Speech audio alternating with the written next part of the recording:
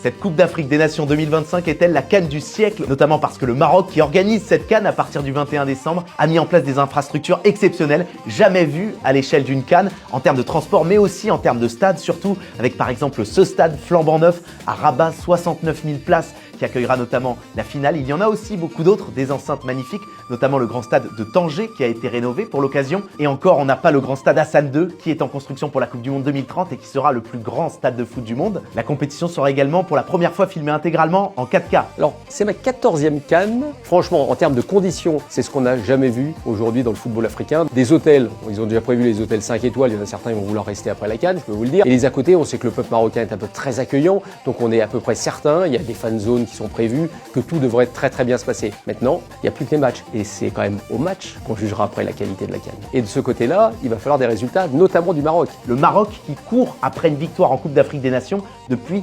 1976, rendez-vous compte. C'est peut-être là le moment idéal à domicile, après une demi-finale en Coupe du Monde, avec une génération dorée, plusieurs victoires dans les tournois de jeunes. La CAN en Côte d'Ivoire est à mes yeux la plus belle CAN peut-être de l'histoire, parce qu'il y avait eu un scénario invraisemblable, avec une Côte d'Ivoire éliminée, humiliée à domicile par la Guinée équatoriale, et au final qualifiée et vainqueur. Donc ça crée un engouement absolument incroyable dans le public. Au Maroc, il y aura ce souffle-là dès le départ, mais il faut que les résultats soient là. Évidemment qu'une CAN, si le pays organisateur s'arrête tôt, c'est plus du tout la même chose. Donc ce qu'il faut, c'est aussi des résultats du Maroc. Mais attention, il y a beaucoup d'autres candidats. On arrive quand même dans la belle époque du football africain, un niveau très relevé, et notamment Maroc, Côte d'Ivoire, Sénégal, attention. Et puis ne jamais oublier Nigeria. Nigeria, c'est quand même l'équipe, vous savez, quand elle vient à la CAN, Nigeria, ils sont toujours présents. J'oublie le Cameroun, allez, on oublie leur petite aventure camerounaise, pas terrible. Et sinon pour le reste, depuis 2000, le maximum, c'est troisième.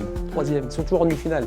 Donc ça veut dire que les Nigérians, il va falloir les taper, ça va pas être simple. Plus je parle des pays maghrébins, l'Algérie, attention. Et puis la Tunisie sera présente, je les sens un petit peu moins forts quand même que l'Algérie, que le Maroc. Et faut se méfier de tout le monde, hein. C'est ce que je suis en train de vous dire. Ça va être une grosse CAN, je vous le dis, une grosse CAN. CAN du siècle, allez, on en reparle. Et à la fin de la CAN, je reviens et je vous dirai. Parmi les attractions, on suivra également, particulièrement en France, Lucas Zidane, qui devrait être titulaire dans les buts avec l'Algérie, lui qui joue en 2e division espagnole à Grenade. Alors allez-vous la suivre, cette Coupe d'Afrique des Nations, et qui voyez-vous la remporter? Dites-le nous en commentaire.